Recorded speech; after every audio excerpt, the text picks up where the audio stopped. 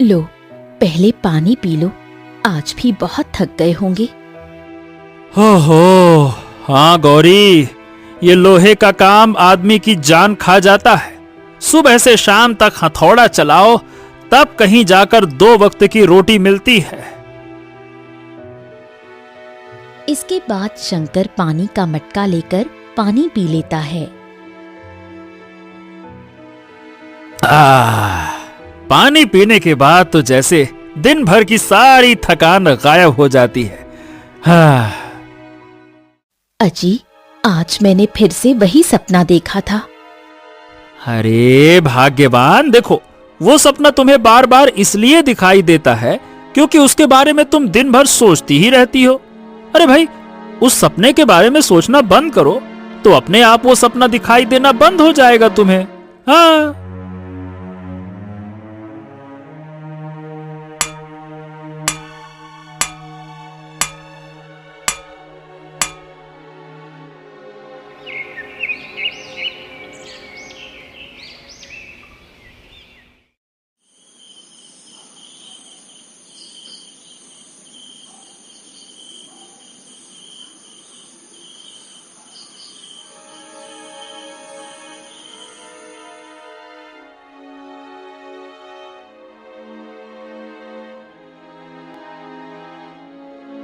ये कैसा वृक्ष है, इतना ऊंचा, और ये अखरोट सोने जैसा चमक रहा है। वो कांपते हाथों से आगे बढ़ गई।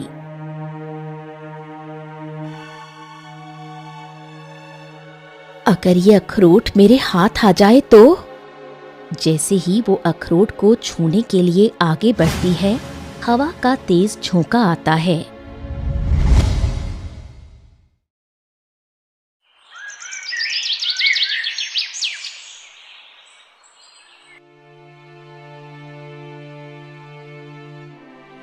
अरे ओ भाग्यवान, अरे भाई कितना सोओगी, उठ भी जाओ, अब सुबह हो गई है, उठो। इतना सुनते ही शंकर की पत्नी की नींद टूट गई और वो उठकर खड़ी हो गई। क्या बात है भाग्यवान, आज तुम इतनी देर तक सोती रही? अब मैं क्या बताऊं आपको, मुझे वो सपना आज रात फिर से दिखाई दिया। ओहो गौरी, अरे भाई सपनों में मत पड़ो। मैंने तुम्हें कल ही बताया कि तुम सपने के बारे में सोचना बंद करो तो सपना आना ही बंद हो जाएगा। नहीं, आप मेरी बात क्यों नहीं मानते? बार बार एक ही सपना आना ये संजोग नहीं है।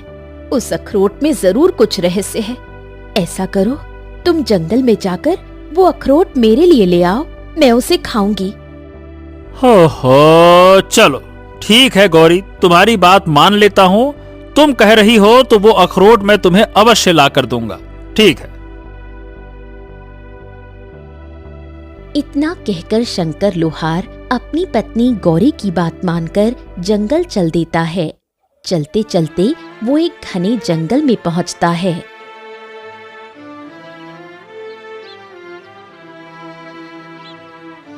बाप रे बाप, कैसा अजीब सा सन्नाटा है। न पक्षियों की चहचहाहट है, न हवा की सरसराहट। मुझे तो लगता है कि यहाँ ना तो कोई अखरोट का पेड़ होगा और ना ही कोई चमकती हुई अखरोट। ये सब मेरी पत्नी की कल्पना ही है। क्या करूं, घर वापस चला जाऊं क्या? अरे अब इतना दूर आ ही गया हूं तो चलो थोड़ी दूर और चलकर देख ही लेते हैं। चलो। कुछ दूर और भटकने के बाद शंकर की नजर एक वृक्ष पर पड़ी जो एक अखरोट का है और दूर से कुछ सुनहरा चमकता हुआ दिखाई दे रहा है, जिसके बारे में गौरी ने सपना देखा था।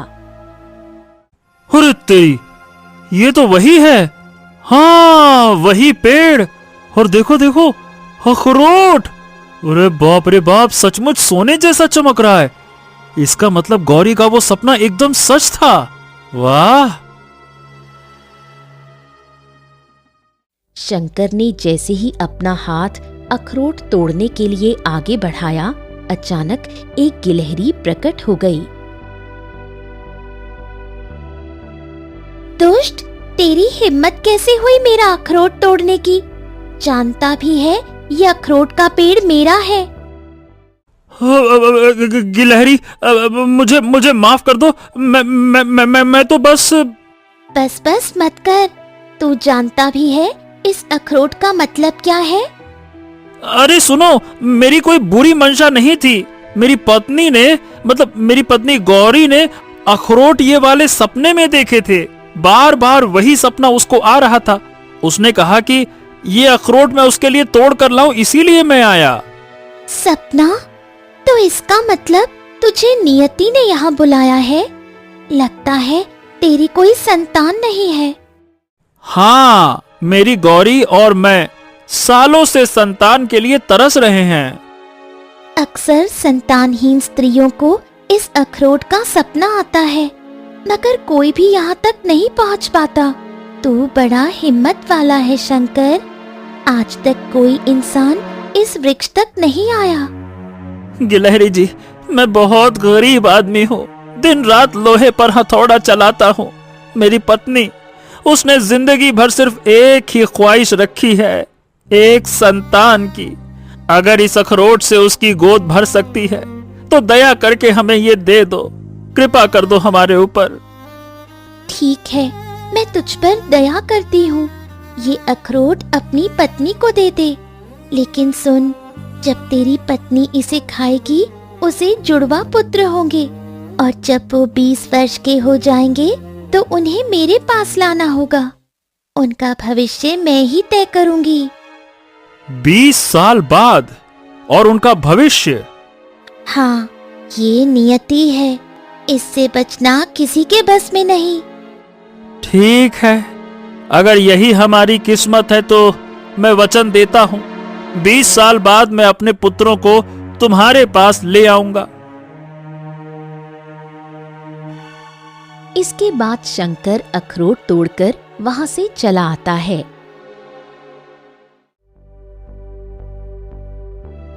घर पहुंचकर लोहार अपनी पत्नी को सारी घटना सुनाता है।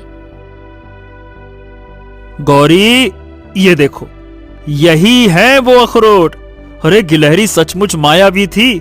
उसने कहा इसे खा लेने से हमारी गोद भर जाएगी।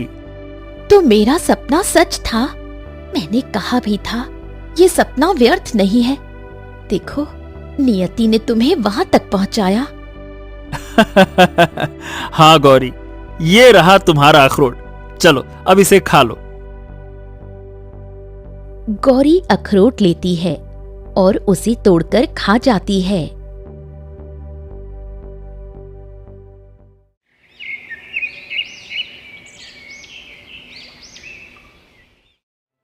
इसी प्रकार काफी दिन गुजर गए। समय बीतता गया। 10 महीने बाद लोहार की पत्नी गिलहरी के कहे अनुसार 2 जुड़वा बच्चों को जन्म देती है।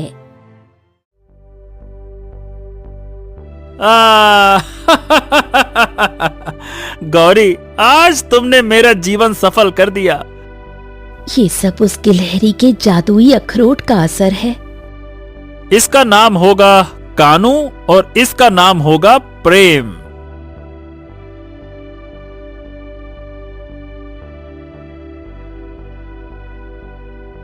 समय किसी तेज धारा की तरह बीत गया। कानू और प्रेम बड़े हो गए। दोनों जुड़वा थे, लेकिन स्वभाव से एकदम विपरीत।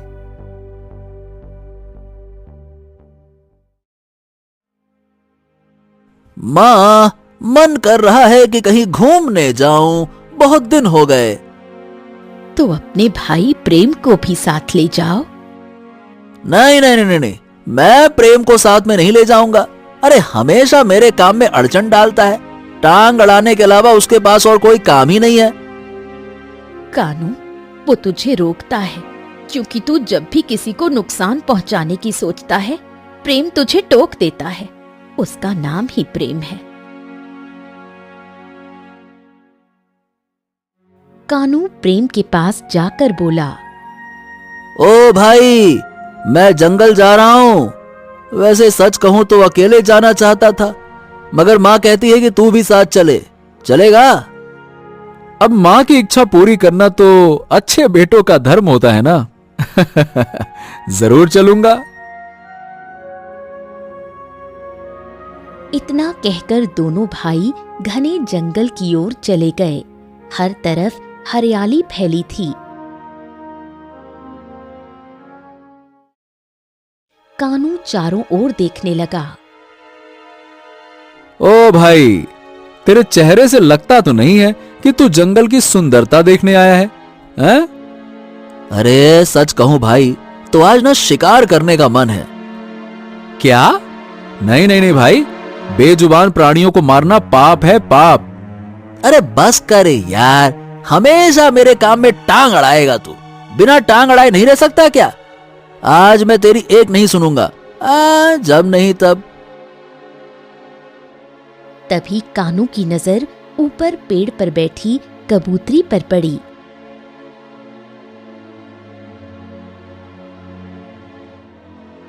उसने तुरंत पत्थर उठाकर जोर से फेंक दिया। पत्थर कबूतरी को जा लगा। हो, रुक जाइए भैया, आप ये क्या कर रहे हैं? देखो तो सही, वो बेचारी जख्मी हो गई है। इस मासूम सी चिड़िया ने आपका क्या बिगाड़ा है, बताइए। कबूतरी नीचे गिर गई। प्रेम ने दौड़कर झाड़ियों से कुछ जड़ी बूटियां तोड़कर तुरंत घाव पर लगा दी।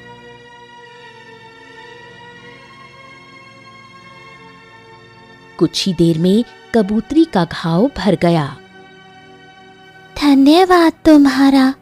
एक भाई ने मुझे घायल किया तो दूसरे भाई ने मुझे बचा लिया। क्या नाम है तुम्हारा? मेरा नाम प्रेम है। सचमुच तुम्हारा स्वभाव तुम्हारे नाम जैसा ही है। ये कैसे संभव है भाई? एक कबूतरी इंसानी भाषा में कैसे बोल सकती है? अरे हाँ, ये तो मैंने सोचा ही नहीं। कैसे भाई? मैं अपनी भाषा में ही बोल रही हूँ, मगर तुम दोनों मेरी बात समझ पा रहे हो। और विचित्र ये है कि तुम्हारी भाषा भी मुझे समझ आ रही है। इसका मतलब है तुम दोनों साधारण मनुष्य नहीं हो, तुम में कुछ विशेष है। इतना कहकर कबूतरी उड़ गई। दोनों भाई एक दूसरे की ओर देखने लगे और फिर कानू और प्रेम घर लौट आए।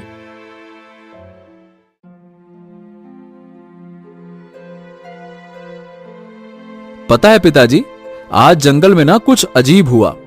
एक कबूतरी मिली और वो हमसे एकदम मनुष्यों की तरह बातें कर रही थी।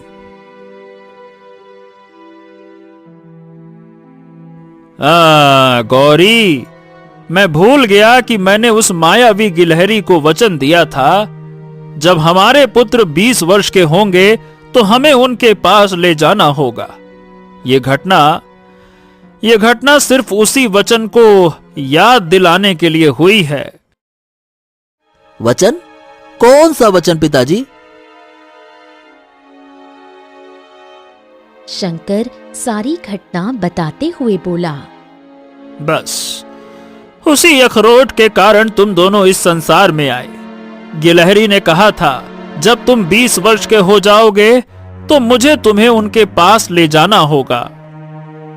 पिताजी, दिया हुआ वचन हमेशा निभाना चाहिए, चाहे कितना भी कठिन क्यों ना हो।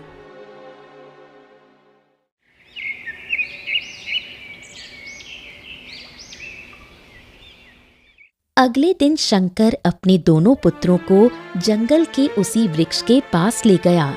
तभी रंग बिरंगी किरणों से गिलहरी प्रकट हो गई। वो वही मायावी गिलहरी थी जो वर्षों पहले शंकर के सामने आई थी। समय आ गया, अब इन दोनों को कसौटी पर उतरना होगा। कसौटी? मैं कुछ समझा नहीं।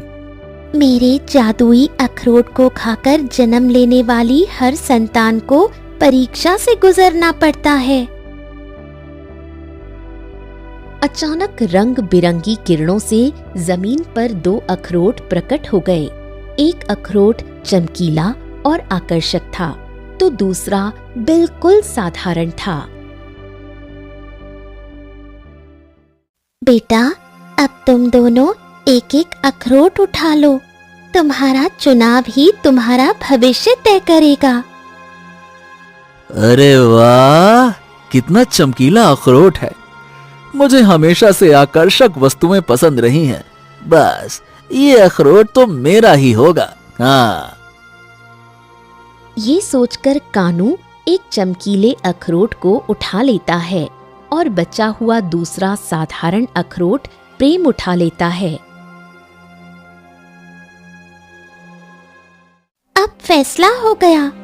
कानू, तुम्हारे चुने हुए चमकदार अखरोट का मतलब है कि तुम्हारे मन में संसार का लालच भरा हुआ है, और प्रेम, तुम्हारा साधारण अखरोट इस बात का संकेत है कि तुम्हारे मन में लोभ का नामो निशान नहीं। घर पहुंचकर तुम दोनों अपने अपने अखरोट मिट्टी में फेंक देना। अखरोट से निकलने वाली वस्तु से तुम दोनों का अपना अपना भविष्य तय होगा।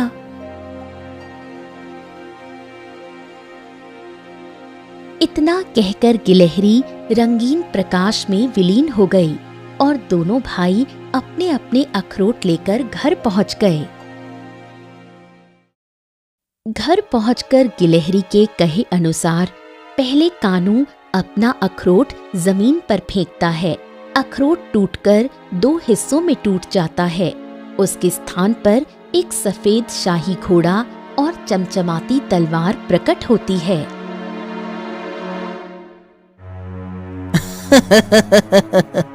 देखा, वो मूर्ख गिलहरी मुझे लालची कह रही थी, और अब देखो, सफेद घोड़ा, ये तलवार। इसका मतलब ये है कि मैं राजा बनने वाला हूं।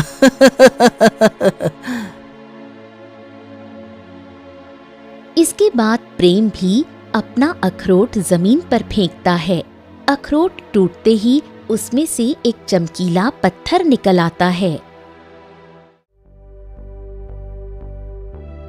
मैं कोई साधारण पत्थर नहीं हूं। तुम मुझे हमेशा अपने पास ही रखना। मेरे एकमात्र स्पर्श से ही कोई मृत जीव जीवित हो जाता है। हाँ हाँ, राज्य हमेशा दूसरों का जीवन छीन कर हासिल किए जाते हैं प्रेम। जीवन बांट कर कभी कोई राजा नहीं बना। नहीं भाई, तुम गलत सोच रहे हो। शक्ति का असली अर्थ है बचाना, ना कि नष्ट करना। हाँ, ठीक है ठीक है ठीक है पिताजी, मैं तो चला अपना शाही घोड़ा लेकर अपने भाग्य को आजमाने। इसके बाद कानू अपने सफेद घोड़े पर सवार होकर हाथ में चमचमाती तलवार लिए वो गर्भ से निकल गया। पीछे से प्रेम चिंतित होकर देख रहा था। हे ईश्वर, इसे सही राह दिखाना। चलते चलते कानू सीधे महल की ओर निकल गया। थोड़ी ही देर में कानू अपने सफेद घोड़े और चमकदार तलवार के साथ सीधे महल के द्वार पर आ पहुंचा। ओ भाई, कौन हो तुम, और इस तरह से यहाँ क्यों आए हो? तमीज से बात कर। मैं इस राज्य का होने वाला राजा हूँ, राजा। तुम्हारे राजा को मारकर अब मैं यहाँ पे राज करूंगा, समझा? इतना कहकर कानू ने तलवार से सिपाही पर वार कर दिया। सिपाही चीखते हुए जमीन पर गिर पड़ा। तभी 2 और सैनिक वहां आ पहुंचे। वो दोनों उसे पकड़कर जबरदस्ती घसीटते हुए महल के अंदर ले गए।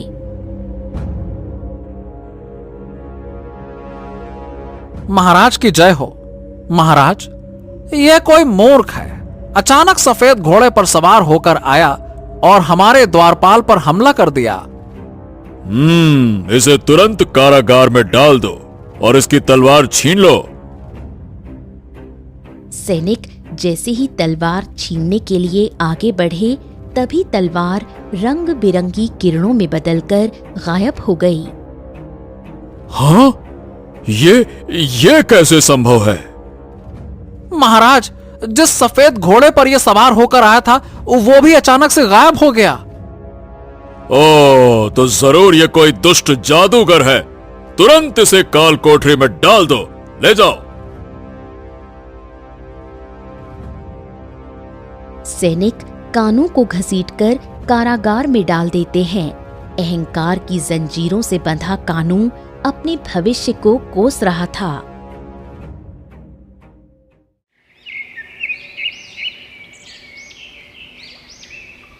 इसके कुछ दिन बाद राजकुमारी सुकन्या बगीचे में टहल रही थी। तभी अचानक उसे एक विषधर नाग ने डस लिया। दासियां चीखती रहीं। तुरंत राजवैद्य को बुलाया गया और जांच के बाद घोषणा की। महाराज, राजकुमारी को किसी जहरीले सांप ने काटा है। क्षमा करें, राजकुमारी अब इस संसार में नहीं रही। राजा सूरज सदमे में बेटी का शव देखता है और फूट फूट कर रो पड़ता है।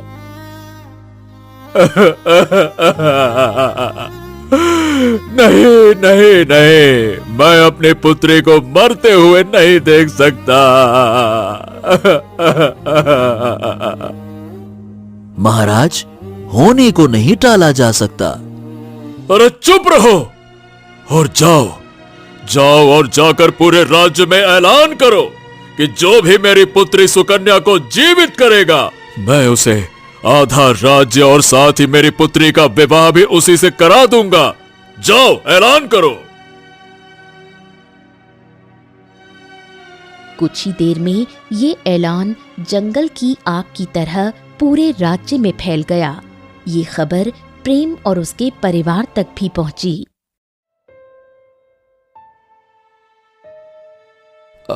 माँ, न जाने क्यों मुझे कानों की बहुत चिंता हो रही है। तभी शंकर भागते हुए आया। प्रेम! अरे प्रेम, क्या तुमने राजा सूरज का ऐलान सुना? ऐलान? कौन सा ऐलान पिताजी? अरे राजकुमारी सुकन्या को सांप ने डस लिया। राजवैद्य ने उन्हें मृत घोषित कर दिया। राजा सूरज ने ऐलान किया है कि जो भी राजकुमारी को जीवित करेगा उसे आधा राज्य और राजकुमारी से विवाह मिलेगा।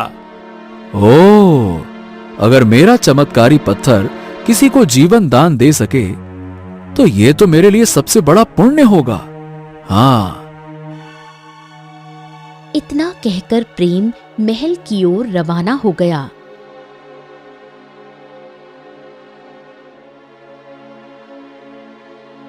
कुछ देर बाद प्रेम राजा के सामने खड़ा था। प्रणाम महाराज। महाराज, मुझे अनुमति दीजिए, मैं आपकी पुत्री को जीवन दे सकता हूं। क्या क्या तुम सच में कर सकते हो? राजा तुरंत उसे राजकुमारी के पास ले गया। प्रेम अपना चमत्कारी पत्थर निकालता है और धीरे से राजकुमारी के शरीर पर रख देता है। पत्थर से प्रकाश निकलता है। राजकुमारी का चेहरा सामान्य हो जाता है और वो धीरे धीरे आंखें खोल देती है।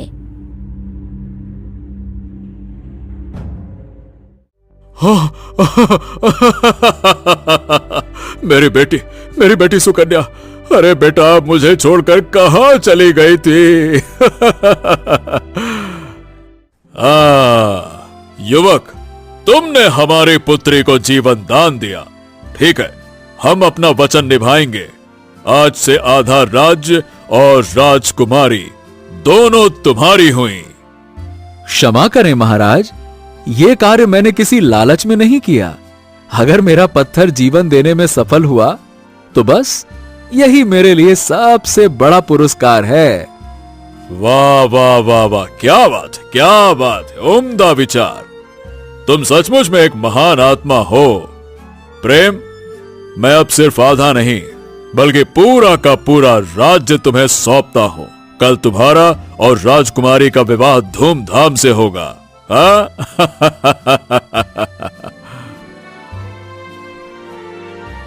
अगले दिन प्रेम और सुकन्या का विवाह धूमधाम धूमधाम से संपन्न हुआ। राजा सूरज और उनकी रानी ने सांसारिक मोह त्याग कर वन में तपस्या करने का निश्चय किया और राज्य का भार प्रेम के कंधों पर छोड़ दिया।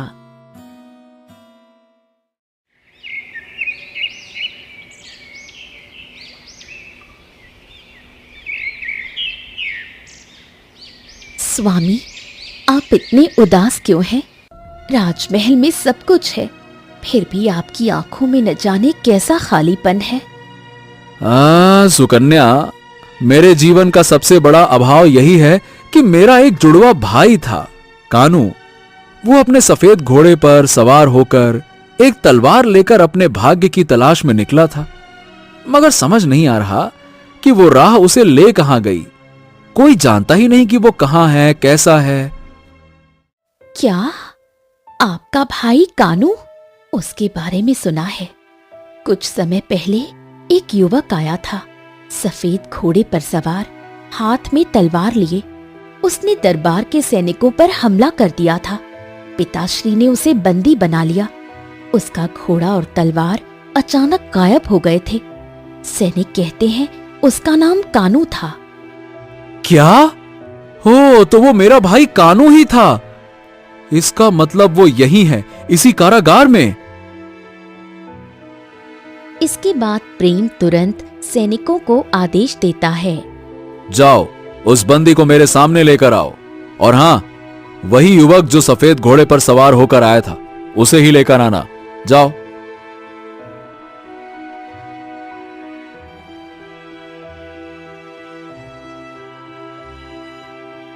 कुछ ही देर में दो सैनिक कानू को दरबार में लाते हैं। कानू का चेहरा थका हुआ है, आंखों में पछतावे की छाया है। हाँ भाई कानू, मेरे भाई, आखिरकार तुम मिल ही गए। मैं हमेशा डरता था कि कहीं तुमसे फिर कभी मिल पाऊंगा या नहीं मिल पाऊंगा, मेरे भाई। प्रेम, सही बताऊं तो मुझसे गलती हो गई। मैंने अपने लालच और घमंड में आकर उस गिलहरी के वरदान को गलत राह पर खर्च किया। अगर मैं बुद्धि से काम लेता तो सचमुच अपने भाग्य को संवार सकता था, पर मैंने सब बर्बाद कर दिया। आज मुझे अपनी भूल का गहरा एहसास है। क्या करूं? अरे बस बस बस बस बस, ऐसी बातें मत करो भाई। देखो, इंसान से गलती होती है, लेकिन उसे सुधार लेना ही सबसे बड़ी जीत है। मैं तुम्हें दोष नहीं देता, तुम मेरे भाई हो और भाई कभी दुश्मन नहीं होते। आओ आओ, अरे इधर तो आओ, आओ हम गले मिलें और फिर से एक हो जाएं। आओ मेरे भाई, आओ।